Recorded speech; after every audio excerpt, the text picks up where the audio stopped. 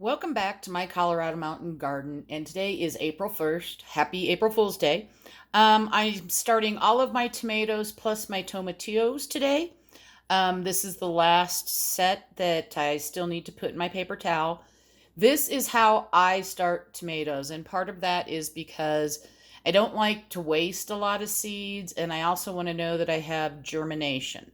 Now, I typically do not start this many varieties. This year I have 16 varieties that I'm starting. All of them may not make it into my garden. It'll be a total of 60 little seedlings if I get 100% germination.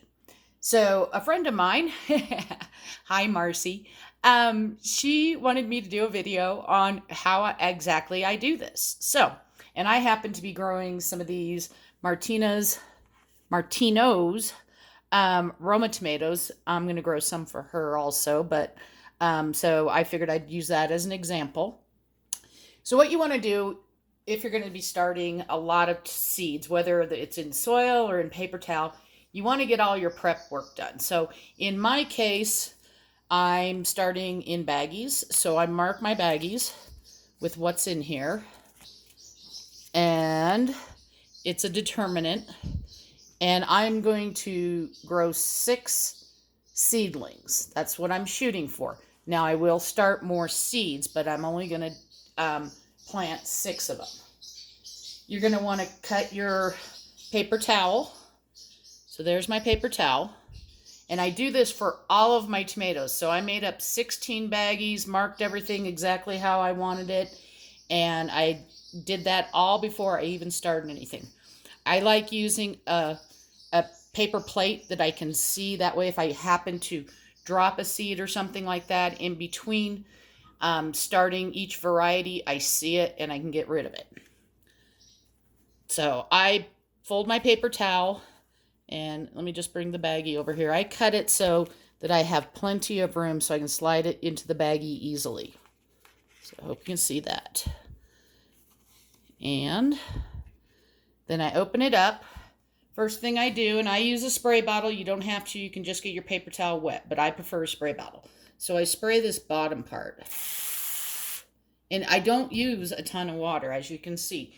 And probably I will not have to add any moisture to this before they germinate. And I need 6 tomatoes, so I'm probably going to do 12 seeds just to make sure, because this is a new variety for me, and I don't know how well they germinate, although since it is a new seed, it should be close to 100%.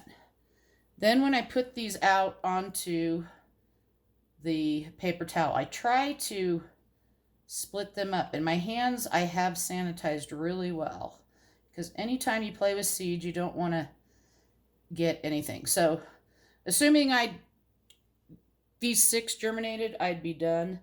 But let's just throw a few more in here. And again, divide them up, and I'm going to explain why here. All right. So there we go. There's the seeds. And I left space between all of them because when those little roots start growing, you don't want them to stick together. I'm using paper towel. If you think you're going to be gone and you're not going to get these right as they start to sprout, you may want to use coffee filters, because the roots don't tend to grow into the coffee filters as quickly as the paper towel. But if it does grow into the paper towel, when we plant these in cells, if I have any, I'll show you. I'll just cut around it because I don't want to damage the root. Now I'm just going to cover this up like that. Get my spray bottle. And we're just going to lightly spray it. Just want to make sure everything's kind of wet. And because there'll still be some water on here, I just kind of flop it around. One thing that's good about the paper towel, though, I will tell you, is that when they start sprouting, especially with my grow lights, I can see it. I can see very easily that I can see the little green starting to come out. Then, trying to keep my hand flat, I slide them in, and I try and get the paper towel as flat as possible. I'll bring it back after. Let me get this shook down a little bit here. I want it to be as flat as possible. I really don't want it to be rumpled up. And a lot of people do, they'll fold it. And that's fine. It's just that you can't see your seeds, so you have to open the baggie, unfold every single one of them to see if anything's going on. Then make sure it's sealed up tightly, and I try to get as much air out of there as possible. Now, I have heat mats. If you don't have heat mats, what you want to try and do is put your seeds in a warm, dark place, like on top of your refrigerator. And that goes the same with peppers, and it'll be the same for my tomatillos. Let me bring back in the rest of this.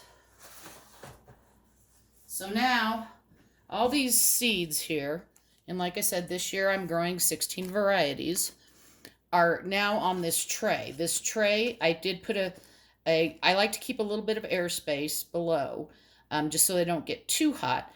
And so I put just like a kitchen towel on the bottom.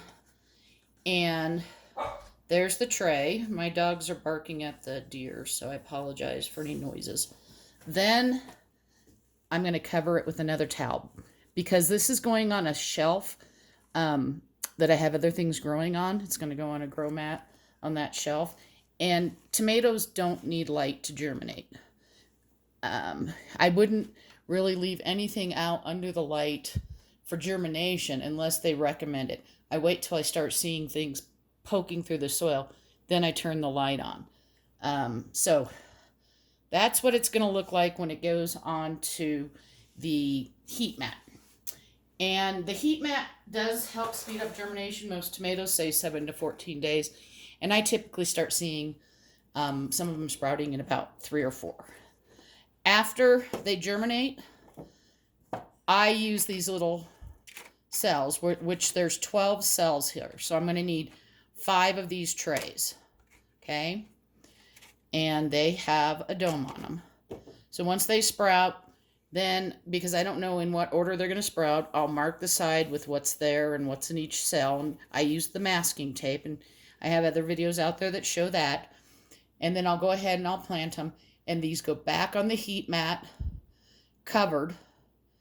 And once they start sprouting, I still keep them on the heat mat until it comes time to where I'm pulling off the dome. Then I'll leave it on the heat mat. I'll pull off the dome, leave it overnight. The next morning, I turn the heat mat off, or I move these to another part of my grow shelf that doesn't have a heat mat on it, because I may still have more going. And that's it. Like I said, get all of your stuff prepared first.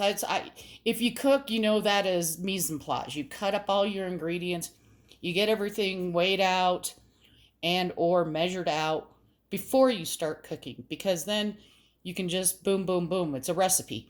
It's no different than gardening, and maybe that's why some of this is just easy for me, or easier for me, and I don't get as frustrated. Hope this helps. If you have any questions, please ask. Happy gardening!